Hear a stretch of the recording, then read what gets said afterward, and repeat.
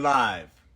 Today I have the honor of interviewing Destruct, a prolific MC with over 30 albums available on digital streaming platforms. He recently released a new album entitled Sharpshooters, produced by DJ Zole, and it's a banger.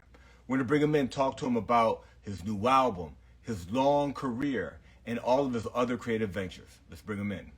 G. My brother, thank you so much. Nah, thank you for having me, man. And keep up the good work, man. That interview with Blue, the interview with Blue was amazing. So honored to be on here. You know what I mean? I appreciate you, man, and the work you did with Blue also, man. Those videos are so cool. Hip hop is so dope, man. Yes, sir. It's like the Marvel universe. You know what I'm saying?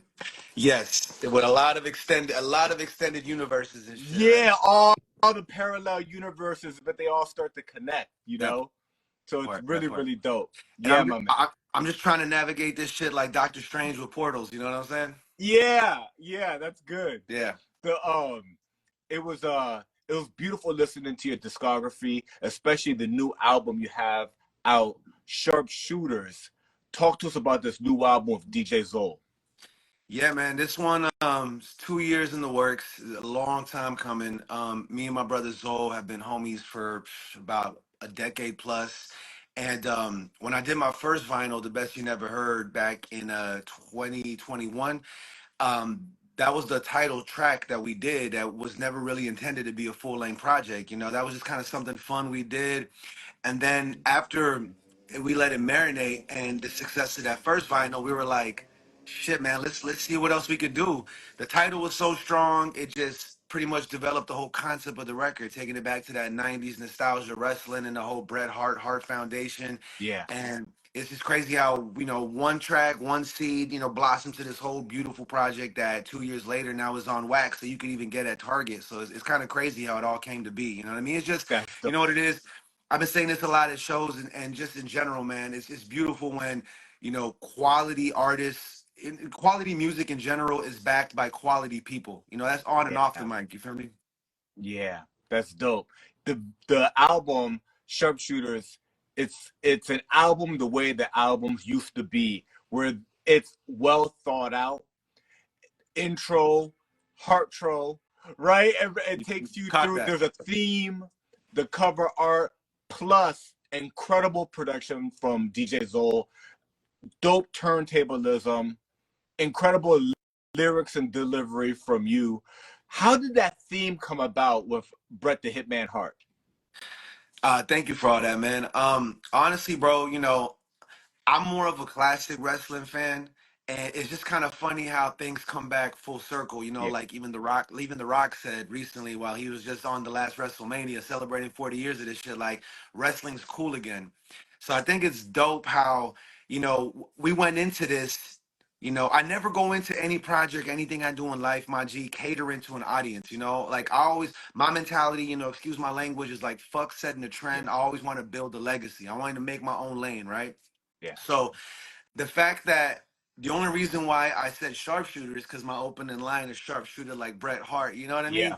But it was also like a double meaning, like, oh, I'm also sharpshooting in life. Like I'm you know, one of my other projects, Steady Aims, like I'm staying focused on the path that I was set to be here on, you know what I mean? Yeah. So sharpshooters kind of just turned into a whole other concept. Like, you know what? If we're gonna pay homage to the finishing move of Bret Hart, which is sharpshooters, and also, you know, flip it on a perspective of life and in the direction we want to go, let me do some digging. So I dug up all these old samples, and ironically, the same time that wrestling is becoming popular again, I don't know if you heard, but Vince McMahon unfortunately is going through his old trials. He's going through his own kind of Diddy situation right now. You know? Wow, no, I didn't know. Yeah, it's pretty bad.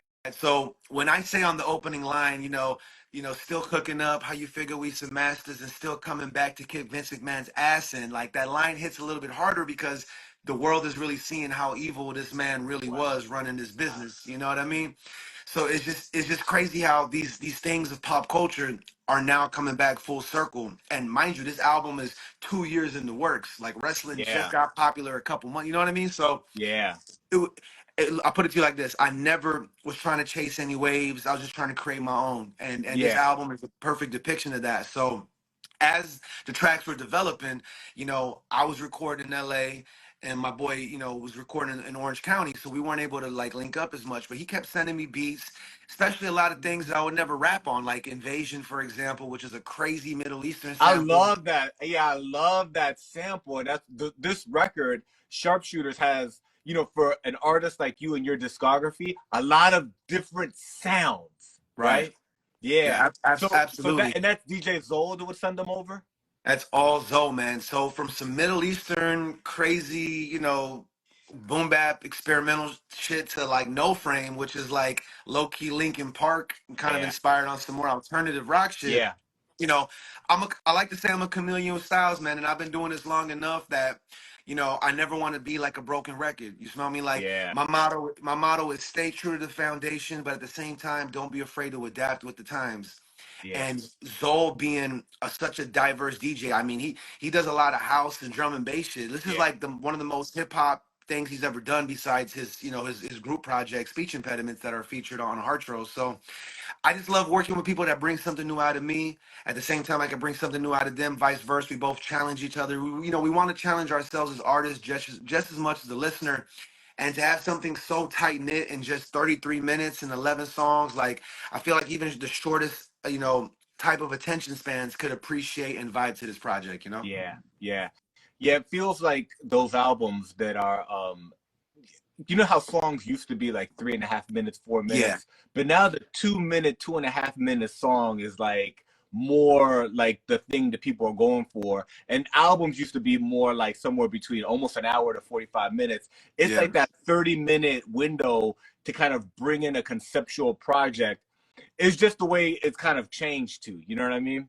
So it's, Yeah, absolutely. I mean, look, you're coming from the guy who grew up on, you know, Black on Both Sides, or OST from People Under the Stairs, or Stakes is High from De La, or The Listening from Little Brother, or as you can see in the background, The Minstrel Show, which is signed by everybody, you know what wow. I'm saying? Yeah, so albums that like really told the story that front to back, it's like, you know, I look at it like I like this, like anybody can make a mixtape, right? Anybody can make a body of work, but not anybody can really make an experience that really takes you, sometimes even out of body, out of mind, and be like, oh damn, like this project is a low key movie. So that's what I try to do with all my projects, man, is make it a dope concept. You know, and to be honest, this is one of my most lighthearted projects. Like there is some deep moments, but for the most part, you know, I think artists take themselves so serious nowadays they forget to have some fun. And with the cover itself, you know, when me and Zoe looking all buff and Dub Dieseled out, it only made sense. Like, you know, let's have some fun with this shit, as well as follow through with a solid concept as well. You know. Yeah, that's dope. Now you guys made vinyl for this. Is the vinyl still available? Yes, vinyl is still available. You know what I'm saying? I should have had a copy Yeah, on me, but yeah, where do man. you get it at? Yeah, well, you can. I mean, if you in SoCal, this is the first time I'm doing like direct, you know, to consumer deliveries. Even had like little exclusive sticker packs. So if you in SoCal, I'm going out of my way to be like, you know, to make it that much more personable. Signed copy and all. If not, shout out to Mind the Wax, amazing label out in Greece that supported your boy not once but twice. They have it available even at Target.com. You know what I mean? So it's pretty crazy. But yeah, if you follow me, the link and all the information's in my bio, and you could either get it directly from me or get it shipped directly to you, and we got you covered, you know? That's dope. So if you're in Southern California, hit you up, and you could even do like the meetup and do the merch exchange, right? Because you got more That merch part. than that. Yeah, That that's part. dope. The you were talking about Mind the Wax, and this is your second vinyl, Yes, sir. right? You have the other album that's called The Best You Never Heard, Right, that part. right? That dope album. Talk to us about that project and that vinyl and how you connected with Mind the Wax.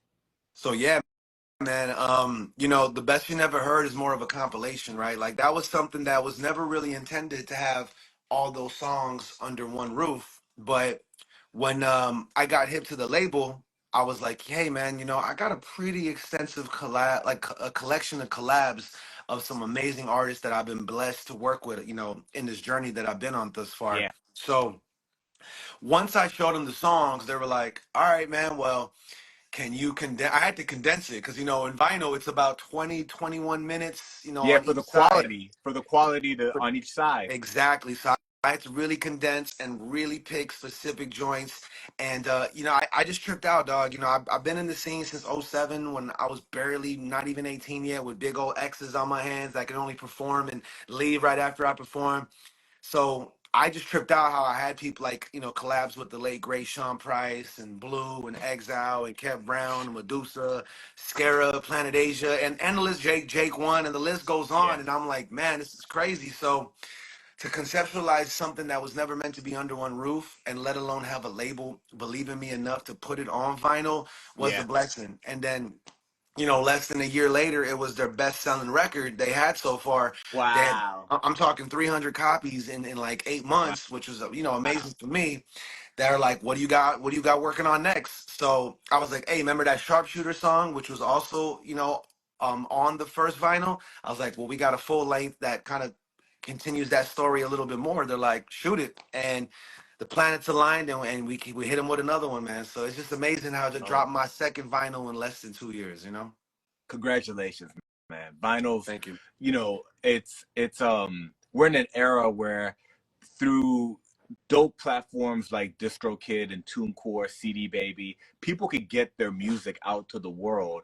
And we went from, when I was coming up, spending your whole budget on like an album, say you could get maybe two CDs Right? and it was difficult to get music, you know what I'm saying? Was.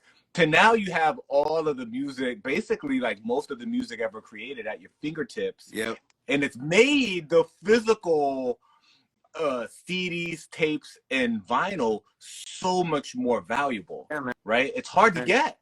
In a digital world, man, it feels good to be analog and have, like you said, tangible art. Like, I think they'll never understand the struggle it was to carry around crates and books filled with CDs, man. I mean, I kid you not. I got shoe boxes on top of shoe boxes filled. Yeah. I I mean, because of course the artists were not getting paid as much as we used to, but it is pretty awesome that our whole complete catalog is at your fingertips, yeah. accessible at any time. So that is kind of dope too. I'm not knocking that. Yeah, it's a gift and a curse, I think is the best way to put it. It's like dope, you gotta kind of learn the game, but as a creative, you've branched out, right? So you actually have all of your music, an incredible discography. You have performances that you do, merchandise like the vinyl and gear, but you've also moved into other areas, right? Like Yes, sir. uh, film production, studio work. Can you talk to us a bit, maybe first about the film production? Because I see you on everybody's video. You should, and your videos are incredibly dope. Thank Talk you. to us about, what it's like to work with you, how people can connect with you if they see videos you've done and get some work from you. Talk to us about that part of your creativity. Nah, thank you, man. Like, honestly, I was always a movie buff. I think I'm one of the few people that still have an extensive VHS collection. I go that far back when it comes to this. You know how it goes, right? I know when I was moving, I had I'm to leave. getting back into VHS. I'm Yeah, getting right. back in. There's like, cause bro, there's like 16,000 movies that have never made it over into DVD. Oh, You know what I'm dude, saying? trust me, man. I couldn't find Gridlocked anywhere, and that's one of my favorite Pac movies. And they just released it on streaming, I think, like last year. So yeah, there's a lot of gems.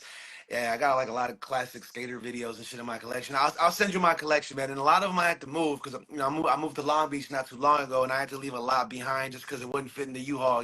But that's a whole other story, man. But Yeah. when it came to the filming, man, I'll be honest, like.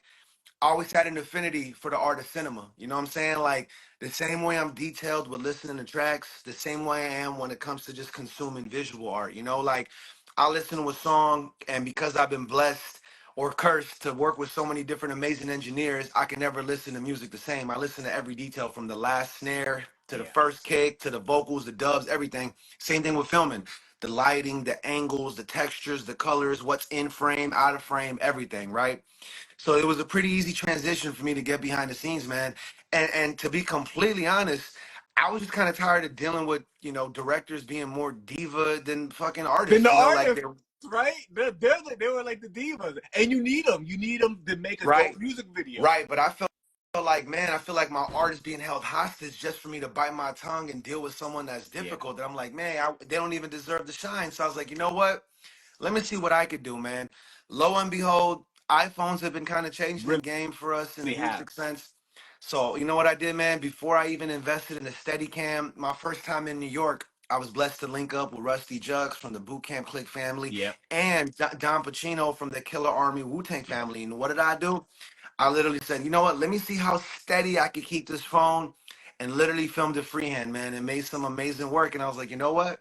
Let me step my game up, get a better phone, get the gimbal steady cam, and you'll see, man. I've done multiple shit with Blue, some with Medusa, some, Johaz, Fashawn, Living Legends, people. Like, it's just crazy to see people now reaching out to me. And when they see my setup, they can't believe it. And it just goes to show it don't matter what you use, it's how you use it. Yeah. As long as you come with a vision, as long as you come with some kind of structure and game plan, sky's the limit, dog. And I honestly, I take pride seeing my shit looks 10 times better than motherfuckers that got, the most expensive equipment. And I'm like, it just goes to show, or if they got degrees in this. Yeah. And I'm like, how can me, with no training, visions, or schooling whatsoever, come with a phone and a steady cam and make some amazing cinema, really make Yeah. something out of nothing? And a lot of this shit, I'll be honest, I don't even go location scouting.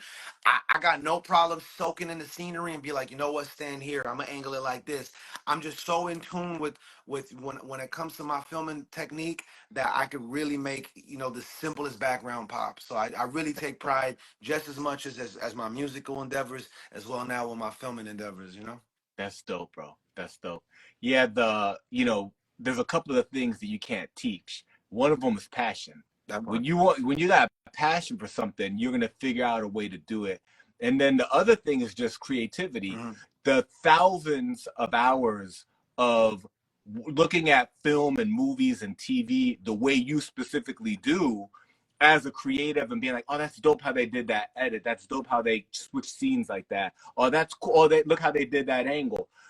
Other people aren't necessarily watching it that way. So you're actually doing schooling. You know what I'm saying? When you're like watching film, it's like music. Yep. Most rappers, most producers have listened to thousands and thousands of hours of Right. the people that they love, and the combination of all of that works its way into their own unique sound. You know, No, it's really dope. absolutely, man. From music to film, it was always so much more than just entertainment value, man. I really wanted to understand the science of this art. That's why you'll see I have a Cyanide poster next to Pulp Fiction. You know what I'm saying? Yeah, Like, I'm a student of the game in both senses, and I still feel like, I'm nowhere near where I want to be. I still feel like I'm elevating. I still feel like I'm stepping my game up. I still feel like there's so much more room to yeah, grow. But I'm blessed that, God forbid, let me knock on wood, if I'm gone tomorrow, I did something with my talents in both lanes, and I just feel really, really just proud of whatever mark I was able to make with just the knowledge, heart, or like you said, the passion that I have for the art in general. yeah. That's dope. If somebody wants a music video from Destruct and they've seen the work you've done for yourself, for Blue, for Medusa, things you've done with Ruste Juxx, Don Pacino, Killer Army, how do they contact you to get that video work? Well, first off, I know talk is cheap. If you go to my YouTube channel, which everything's in link in my bio, or just YouTube Destruct MC, you'll see, which is the name of my production company, The Resident People. I got 30 plus videos in the discography, so you can see for yourself all the films and stuff I've done.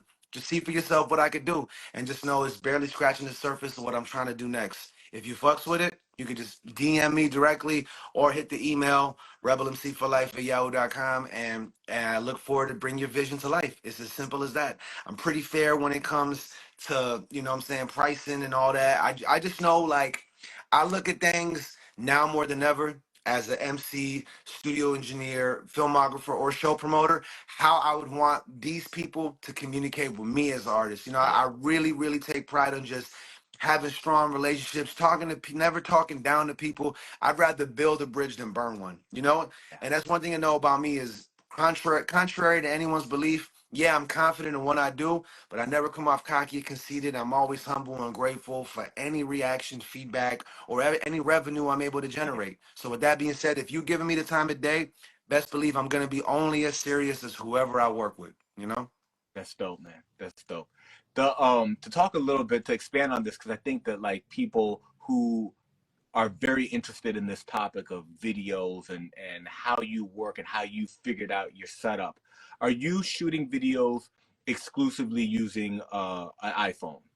Yeah, man. iPhone 15 and a DJI gimbal, a little steady Yeah, cam, and I just have my angles and techniques, and I figure in different, what I'm saying, settings on the steady cam that just enables the phone in a whole different sense, and yeah. like I'm saying, is excuse me, it's more than just that, man. It's Oh, for really, sure, for it's sure. really The so hardware is the beginning. exactly. I got my little ring light in case I need, for nice shots, but it's really just the angles. The is it a close up? Is it a wide shot? Like it's really soaking in the scenery to be like, okay, how is this gonna bring this song or movie to Yeah, life, man? And that's one thing that I think people really look over is like what it took to establish the yeah, scene. You know what I'm saying? And like I'll be honest, most of the time whether I location scout or I don't, whatever scene I'm at, we gonna live in that scene for a minute. yeah, You know what I mean? I ain't trying to rush nothing. Ain't nothing I do microwavable. Everything's slow roasted, gourmet quality. So we gonna be in. Some people be like, "Oh, we got enough takes." I'll be like, "Nah, we're gonna take one or two more for safe measure." yeah, Just because one thing I've learned is the more you have to work with, the yeah, better, and that goes the same for B-roll, which people take for granted. For those that don't know what B-roll is, it's just that bonus footage that you take, and besides just straight performances, what else can you film to tell this story. You know what yeah, I mean? So yeah, it's just science that I'm still learning, man. I'm still like soaking in and taking in. But I will say, just from my last works, I'm just really proud. And shout out to my brother Halloween Films, who is an amazing editor. That's how I be like, for music. I got my go-to engineers. Shout out to Zole, Surface, EQ, and then for filming, I got my brother Halloween. Because one thing I learned is if you just work on everything yourself, it's kind of like you're talking to yourself, and you got to have that strong outside, what I'm saying, voice that you trust that you can bounce ideas off of, and even like, what I'm saying, just get a better overall judgment of the product. You know what I mean? Because if you just stick to your own convictions, you kind of just get stuck in your own lane, and you don't want to just be talking to yourself. You want to have a solid conversation with someone who can conversate back. So shout out to my people's Surface, EQ, Zoe for the music engineering, and my brother Halloween, who's an amazing editor that really just helps me take my visuals to an even higher level. that's You know what dope. I mean?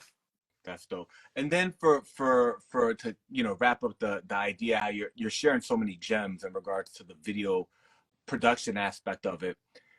When like the phones have to some extent like a little bit limited capacity. How do you dump the content from the phone into the editing?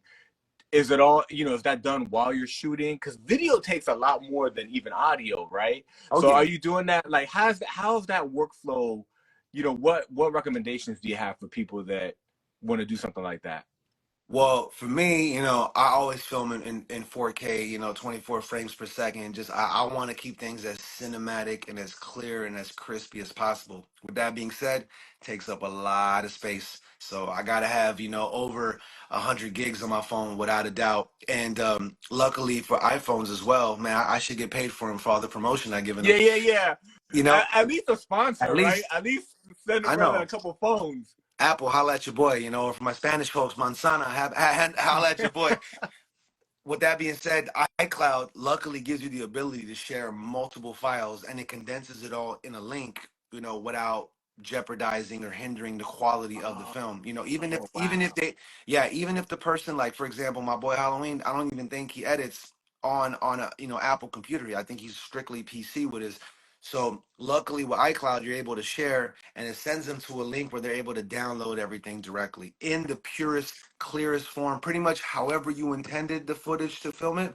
Because even sometimes when we transfer, things can get a little tricky, and that you're Yeah. only limited to 2 gigs, and that doesn't really help too much, especially for Big. the 40, Yeah. 50, yeah, the 40, 50 plus clips that I usually do. I try to keep it at 50 minimum, just so I don't Yeah. overdo it, cut the fluff, and really just get down to the nitty gritty of what exactly I need for this video. But yeah, man, iCloud is definitely another blessing that, thank God for technology. It makes my job as a videographer so much easier and lets my editors do what they do. That's dope, my bro.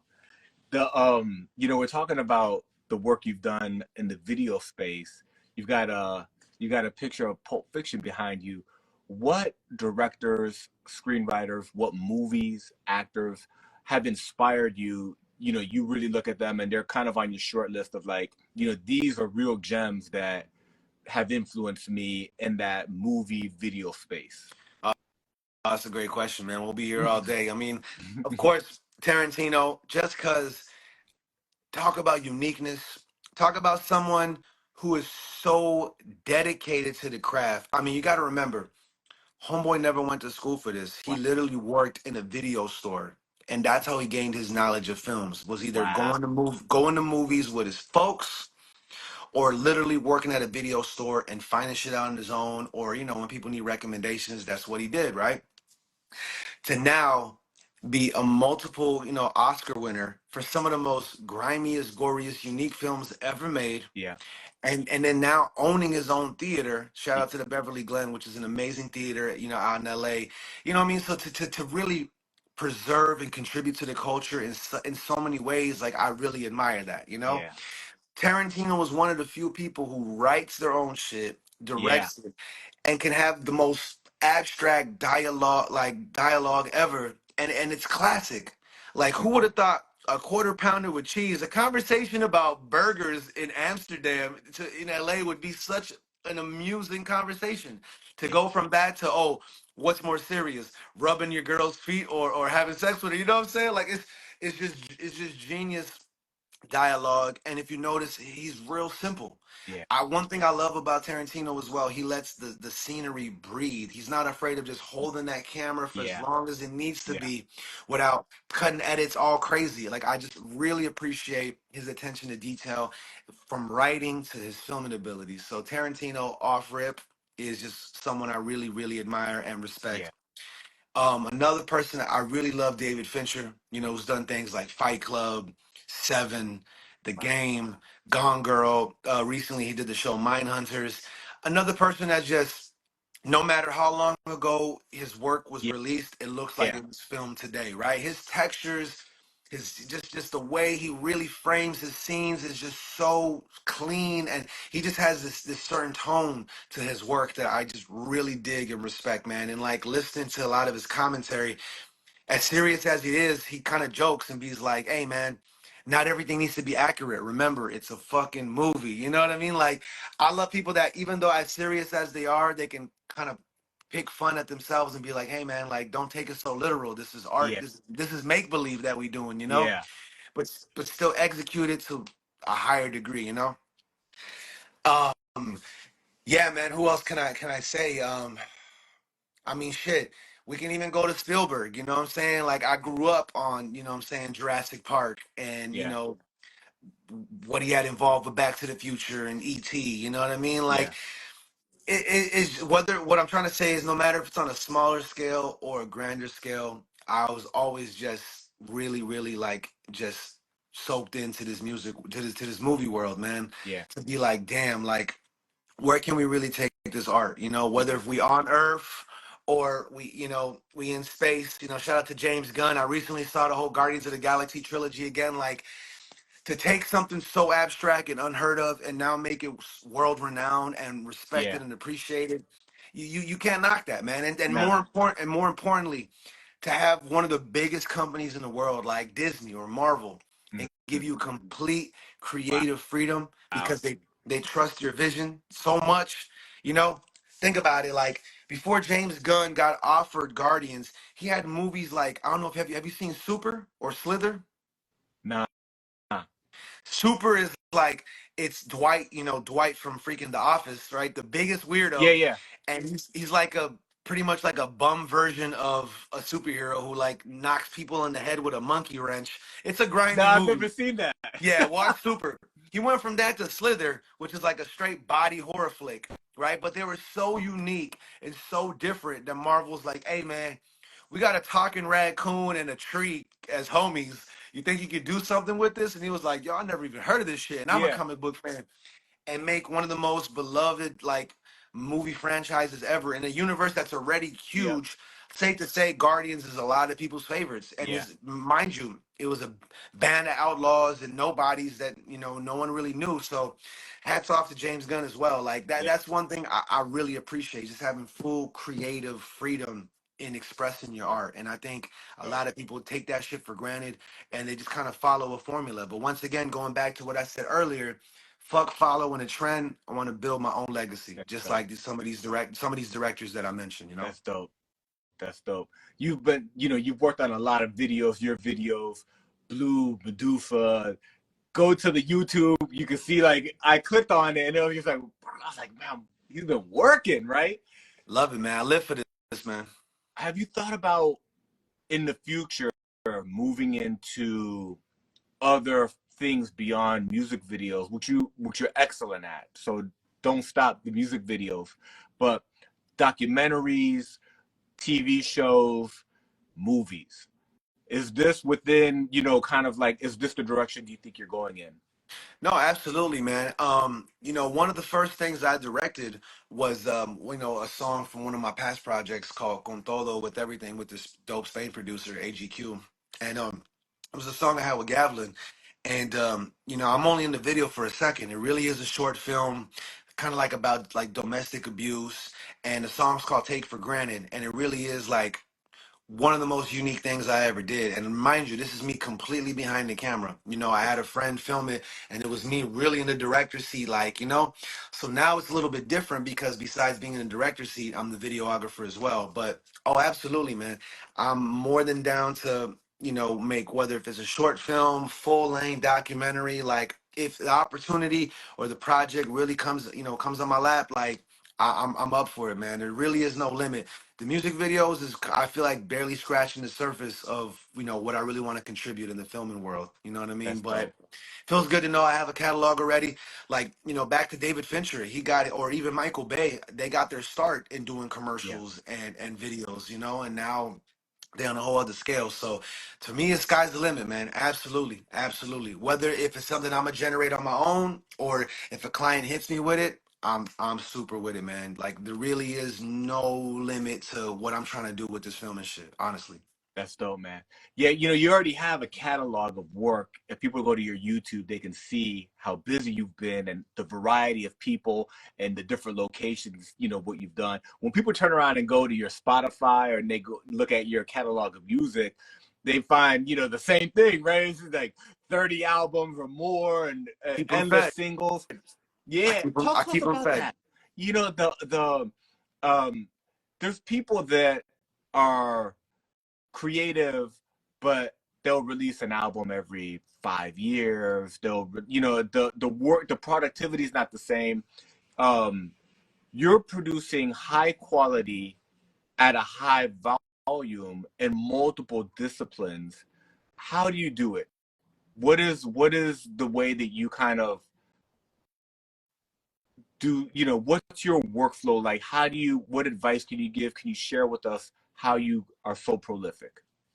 Nah, thank you, man. Like, to be honest, you know, my catalog in any sense, you know, from filming and music, it was never like as a brag, you know, it was never like, oh, I did this for the sake of just saying it. Nah, it's because that's where I was in that moment in time. That's what I was feeling, or that's what a client presented to me. You know what I'm saying? Like, I think it's dope that chronologically you can see how my story is told. You know, I've been doing music and being in the scene since I was 16, 17. You know, 35 now is like a lot has happened in that time frame, you know? And ultimately, I mean, look, man, it says nothing without music on my arm for a reason. Now that I sing musica, like I truly live for this, dude. Like I ain't got no therapist. You know what I'm saying? I ain't got no other form of medicine. Like the music provides that for me. It's my livelihood. It's my purpose. It's so much more than just a career choice, man. Like it really breathes life into me. So the fact that I've been able and been blessed to create so much, and all of it tells a different story from a different point of my life, a different theme, a different concept. Like I said, dude, if I'm gone tomorrow, I got the world fed for at least a good 3, 4 years of how much shit I put out, and I feel like I'm still getting started. I have just as much unreleased shit, which feels awesome. Nowadays, I'm just trying to be more calculated Mm-hmm. and you know just more direct with whatever I do release. You know, I'm not trying to be Yeah, so sporadic. I'm just trying to really like For me more than ever, it's all about divine timing. You know, everything has its own time, its own place. But you know, when people hit me up, whether features, clients, and the revenue's coming, I also can't stop that. You know, Yeah. like it's beautiful to say I can make an honest living making honest music, because this Yeah. is honestly what I love to do, man. It's just simple as that. For the highs to the lows, the ups and downs, nothing was there for me more as a safety net or just as a therapist or as a motivator than this music thing. And the fact that I'm able to facilitate it all myself, it's like I could really go like this to the world, completely shut off, and Yeah. still, you know, be in my lab like Dexter and cook up. You know what I mean? So it really is something that I never take for granted, man. It's the riskiest biz to be in, but fuck it. It makes it that much more worth it and that much more gratifying when I'm able to count these wins. That. And one thing I've learned is you can't put your eggs in one basket. That's why I evolved to executive producing. I evolved to doing my own studios. I evolved to being a filmographer, videographer. I've evolved to be a show promoter because I realized you can't just be stuck in one lane if you truly want to be successful with this. Like, you can love it all you want, you just can't be stuck in one direction. You gotta like find a way to navigate in other lanes to A, generate more streams of revenue, B, keep yourself motivated, and C, just keep things fresh, and D, just keep testing yourself. Like, all right, what else can I bring to the table? Because fuck being a broken record. You know what I Yeah. mean? So I just feel blessed, man, that, you know, enough people believed in me and I believed in myself. One motto I have for life is conviction. It's all down to conviction, right? It all boils down to that. If you can't convince yourself, how the hell you expect to convince anyone else? And Mhm. that's just a mantra I've been living my whole life off of, you know? That's dope. That's dope. Yeah, you're dropping so many gems. You know, we talked about your music, the new album Sharpshooter, available on all DSPs and vinyl. We talked about the filmography, right? And now we're also talking about Studio Area Yes, 52, your sir. studio work, your work as an engineer. Can you share with us a little bit about the studio work, how that came about, and you know what artists you've worked with? Yeah, man, it's a trip. Like, you know, I kind of got the equipment gifted to me, you know. Shout out to my band, Inner City Soul. They kind of gave me my first M-Box. And shout out to my mom's peoples. They gave me my first Pro Tools bootleg, you know what I'm saying, disc. Now I got to pay a monthly damn price for it because they caught on and shit. But it's all good. We invest in our work. And shout out to my boy Els who gave me my first $60 MXL mic. So these things were kind of given to me, man. And I was like, you know what? I've been going to so many different studios for so long. So at around the age of 23, I was like, you know what? Why not do it myself, right? And then I realized, you know, if I could do this and I see my other people's making a decent living running the studio, shit, I could just run this out my room. And then mind you, this is when I was still living with my folks. Yeah. My mom would be tripping sometimes. I have like six motherfuckers. I have like half a Wu-Tang recording in my room, you know what I mean? But I'm like, hey mom, wait, hold up. I'm making some bread off this now. I'm not just, this ain't just some glorified hobby. So when I moved out, right, and I had my own space, and the second place that I moved into, that was by myself for the first time, you know, besides roommates and shit. It was already a built-in studio. The landlord, I guess, was you know, a instrumentalist, and he literally had the whole place head to toe covered in foam. He had amps, keys, guitars, drums, the whole shebang, right? And he was like, yeah, I still use it, but not really. But, you know, the studio comes with your place. I'm like, word? So when I came in, right? When I came in, and as an artist, mind you, the trippy thing about this too was I found this place the day my roommate told me, hey, my G, my bad, I can't move out. I'm stuck, you know, I'm stuck up north with my folks. And before that conversation, my mom was like, hey, maybe you should look into your own place, because who's to say you move out and then something happens with your roommates and you're back at square one? I was like, you're right. So the same day, right, I get this news. I Google to find a place for less than 1,000, right? And I found literally the first location that popped up was, oh, a built-in studio, blah blah blah. I'm like, word. So when I went, the first thing you see is an alien sign, like with an alien face that says "Welcome all species," and it had all these posters of like an alien meditating, and it had the thinking man, you know, the old school thinking man Yeah, the statue, but it was an Rodin. alien, right? And I was like, oh, this is the trip. And it was all blacked out with like a green and an orange light. It felt like you were in a spaceship. Yeah. And I was like, you know what? Right? Fuck Area 51, which is, you know, the alien base in Roswell, Mexico, whatever. Yeah. I was like, I'm gonna call this Area 52 just to make it its own unique place and be like, you know It's what? the other one. It's the other one. about to go to all over the universe with this music to dimensions unheard of, right? So that's what inspired the whole Area 52 name. Wow. So, right? So even though I went from, it was originally in Van Nuys, now I'm in Long Beach, and it ain't as alien-esque as it was, and it's a lot more simplified. The name still stuck. I still put a lot of stock and invested a lot of time into that brand. So anytime they work with your boy in my studio, I'm gonna forever, carry the Area 52 name, because as you can see in everything I do, everything has its own name, its own brand. So, I got Destruct for my own endeavors, Rebel Minded Music for my show promotions, Resident People for my filming, and Area 52 for my studio work. Because that's one thing I learned from a lot of OGs is whatever you do, make sure you have its own brand, its own name, its own lane. So it felt cool to have something randomly inspire the name of my studio, Yeah. just to give you a little bit of backstory of why I even chose Area No, 52. But that's good. yeah, man, but I've been blessed to have people like Elder Sensei from Artifacts, Medusa, my boy Eptos Uno, Scarab from Living Legends, just to name a few of some of the amazing people that bless the studio. Wow. And I just can't wait to see who, I'm going to have coming through next and cook up some more classics, man. So people don't understand to facilitate your own dream. Like Nas wasn't playing when he said the world is yours. And that's really what I feel now more than Mm. ever when it comes to this art. Like, I've been the underdog for my entire career. I've had my back against the wall, the odds stacked against me, that it feels good to be like, you know what? I don't need none of y'all. I could do this myself. And to make a name and a living off this, I'm telling you, man, it's the biggest blessing in the world, man. And I feel more grateful and more successful than ever to still be here breathing, loving, and living this shit. That's dope, man. That's dope. You gave us the backstory on Area 52, which is a dope story. I didn't get a chance to ask the Resident People. That's the name of the film production company. What does that mean? Honestly, it's kind of a play on words like Resident Evil. Yeah, You know yeah, what I'm yeah, saying? But yeah, but I like the fact that the whole production started literally when I was in New York for the first time. And mind you, I'm an yeah, Angelino to the fullest, born yeah. and Born and raised. born in East Los, raised in West Los, now in Long Yeah, Beach. You know what I'm saying? yeah. So The whole thing. I mean, it's on me for a reason, man. Hold on, let me show what it is. It's on me. It's on me for a reason. That's for life right there. That's for life. That's Mm-hmm. LA for life right there.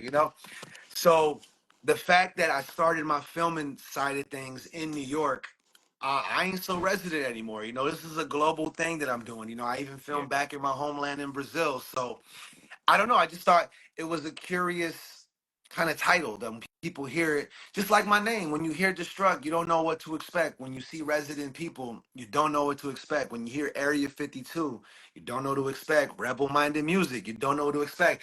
I like to leave room for discussion. And more mm-hmm. importantly, it sounded dope. It's like, Yeah.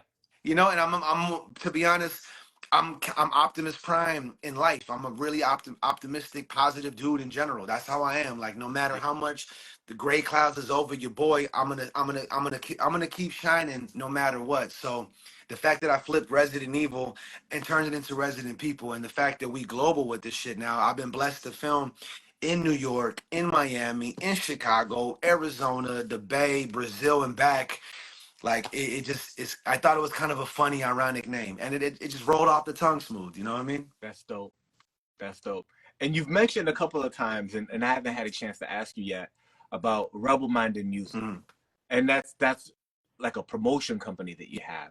Talk to us Yes. about that and some of the events that you guys have going on. Yeah, man. So I recently celebrated the 1 year anniversary of this show series called The Fix, meaning you come to my shows, you're gonna get whatever you need. You know what I'm Yeah, saying? yeah, yeah. I'm gonna get you there. Because I worked with so many diverse people from hip hop to R&B and back. I was like, come to my shows, and I promise you, it's gonna be a unique experience. So that's a year celebrating that. But to be honest, I've been doing shows since 2007, 2008, and that was just whether it was releases from my Yeah. project or just dope artists that I met, along this journey that I was like, you know what, let me put it under one roof.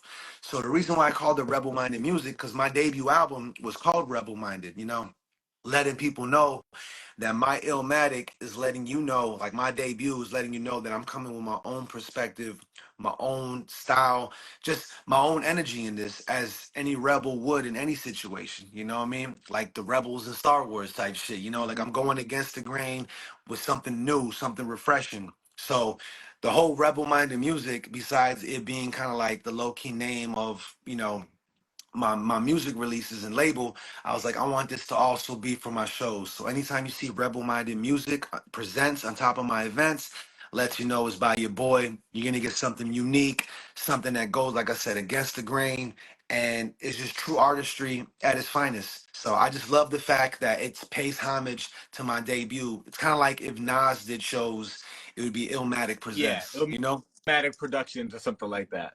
Exactly. So it all goes back to the music, because that's what started everything. I wouldn't be here if it wasn't for the music. I wouldn't be here if it wasn't for my debut, Rebel Minded, Yeah, that helped me learn so much of what it took to put together a full-length album with a concept, with top-notch production, with lyrics to match. You feel me? And that's what I yeah, want my shows to represent as well. And I feel honored to say that anytime you go to my shows, you're gonna enjoy it front to back. It's rare nowadays where you can enjoy all the openers just as much as the headliner. And I take pride in that shit. You know, I'm all about quality control. Once yeah. again, quality music backed by quality people. Rare combinations that I'm able to connect like Voltron under one roof, you know? That's dope. That's dope. The Fix, how often does it take place? Where does it take place? And who are some of the artists that have performed there? Well, it started first at the Virgil, which is a pretty legendary spot in LA. It used to be called the Temple, the Little Temple, but now it's the Virgil. So it started there. Then it expanded to, you know, places in Pomona, to the Good Bar in Long Beach, to recently, you know, my people's event in Norwalk. So the fact that I've been touching different areas Mhm. in California, it's been pretty awesome. And it goes anywhere from 2 to 4 months, maybe 6 months. It's just all timing. A lot of it's been backed by whether if it's a release Yeah, or just the timing that I want to showcase a lot of dope people that I'm working with or I'm a fan of. You know what I mean? So yeah, I definitely don't want to be redundant. I don't want to burn it out. I'm trying to keep it, like I said, between 2 to 6 months at a comfortable pace, give enough time to really build the hype, promote it, and, you know, touch a different area, you know, a different hood in Cali. that's So it's been dope. pretty awesome that, you know, technically it's like a year and 8 months, but Yeah, a year anniversary just sounded better when I yeah, did it, yeah. you know? The But 1 year, 8 month anniversary doesn't have the same ring to it. yeah. Yeah, this August will actually be, you know, 2 years officially that I've been doing it. So I might even, you know, Do plan something special for a that. 2 year But anniversary. that part, something easier, right? A year, 8 months, it sounded random, but yeah, man, like I said, dude, it just feels awesome that, you know, no matter how many doors close on your boy, no matter how many people turn on your boy, no matter whatever it is, because I'm like this, man. You meet me once, you'll always know who I am. Mm, And there's gonna always be a legitimate reason for things to change. But with that being said, you know, you meet me once, you always know who I am.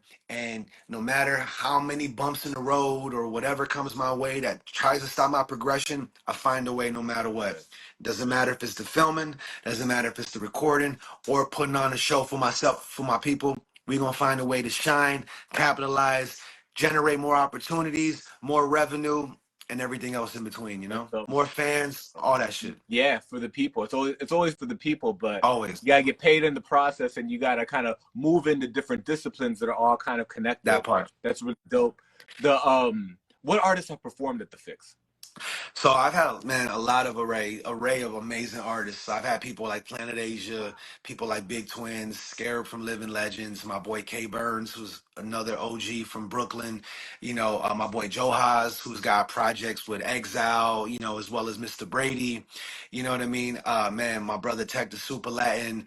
I've done album releases for my people's Kayla, Rube, you know, as well as you know that Sharpshooters album release for me and Zole when we dropped the vinyl.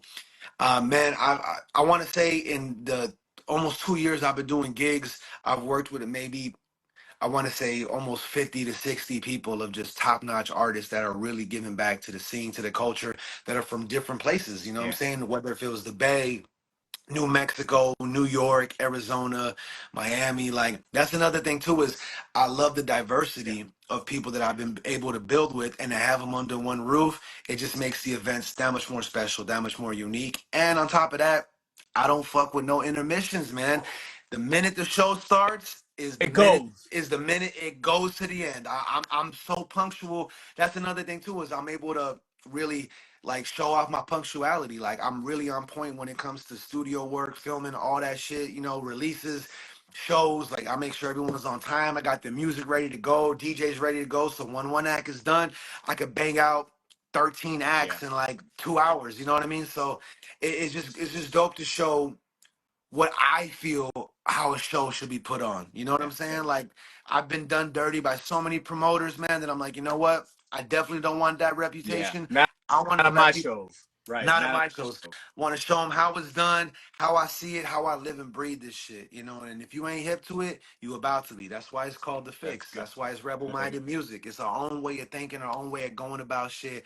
And art imitates life, imitates art. And all I'm trying to Mm, showcase is a true reflection of how I see it, you that's know. dope, my bro. You know, you talked about diversity, and you have a unique background. Half Brazilian, half Right. Chilean. You know, I'm from the East Coast, and there's not a lot of Brazilians and Chileans out there. And out here on the West Coast, not a lot of Brazilians and Hey, Chileans either, right? So it's super unique, your background. yeah. I'm half Chilean, so I know how Represent. unique it is. Yeah, I know how unique that combination is. I'm half Chilean, half Guatemalan. Nice. Talk to us about your background and how that influenced your upbringing, your musical taste, and then ultimately your actual music. Nah, man, real talk. And you know, salute to all the Chileans. You know how it go, man. Yeah, Yeah, man. Like, I'll be honest. I really feel blessed to have, you know, as a diverse background as I do, man.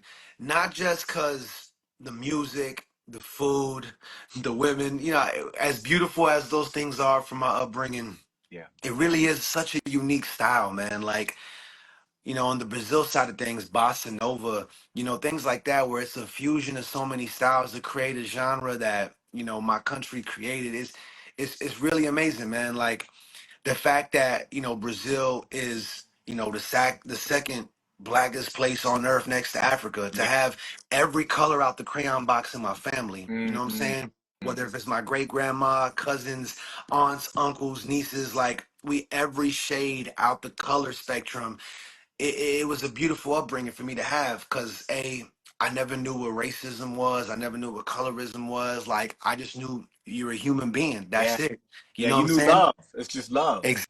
Exactly. So to just already have that perspective, that open mindedness to just life in general, you know, the music was a reflection of that as well. You know, Mm, on the Chilean side as well, it's a whole different style of Spanish to, you know, Portuguese in Brazil, man. yeah, So the fact that even the dialect is so unique and of its own kind, yeah, I felt like that just reflected me as an artist, man. Like I knew that no one else had this upbringing. You know, I don't know anyone else that could say, "Oh, I'm half Brazilian and Chilean." You know what I mean? Just to have such a unique mix and to embrace those cultures in my work, like Sharpshooters is one of the first times I rap in Portuguese in my native tongue with another dope Brazilian MC called Young yeah, Cloud. You know, yeah, on yeah, the yeah. song. That's a dope track. Thank you, man, on the song Wasteland, because, you know, don't get it twisted. As beautiful as Brazil is, it used to be the murder capital of the Oh world. We yeah, talking 40,000 bodies dropping, you know, like I'm sure you've seen City of God, right? oh yeah. It's still like that, man. There's still areas where if the cops see you marked, they ain't entering. Shit is pretty nutty out there, man. But as overwhelming as the poverty is, so is the beauty, you know, so to be that humbled of my upbringing, to be reminded how lucky and how easy we got it out here, you know, in the States is such an eye-opening experience, man. Like people don't understand what a ghetto is until you see the favelas in Brazil. You know what I'm Yeah, saying? the Like, hood is one thing, the favelas is yeah. another. Like I got a song called City of God where, you know, I admit we did a green screen because I wanted to put myself in scenes of the Yeah, movie and whatnot, and you know, scenes in Brazil. But then to actually film in Brazil last year and to be in the thick of it again, it's like I feel like I'm home, man. Like, yeah, definitely it's not something anywhere could be, and I'm around family. But I'll put it to you like this. I got family that's still afraid to go out at night. oh for You know sure. what I'm saying? Yeah, dog, that still, you know, You got to have this, move right. yeah, they have this sense of just fear and paranoia, because it is, you know, a place where they will catch you slipping and you may not never see Yeah. light, you know, the day Yeah. of Yeah. light of day again, you know. So to come from something so, you know what I'm saying, like so rough but yet so beautiful, I just, it really is a testament of the strength of my family that runs in my bloodline, that it goes to show no matter how many times you can kick me down 9, I'm gonna come back 10, you know what I mean? So, So and from the, you know, like I said, from samba to just this dialect to the food, it's just such a unique way of living. How can I not be inspired by that, right? yeah. Same thing with my Chilenos, man. Like, people will argue all day who has the better empanadas, whether if it's Chile or Argentina, which ironically my stepdad's from Oh, Argentina. So it's like oh I can't escape South America, dog. yeah, I can't escape yeah. it.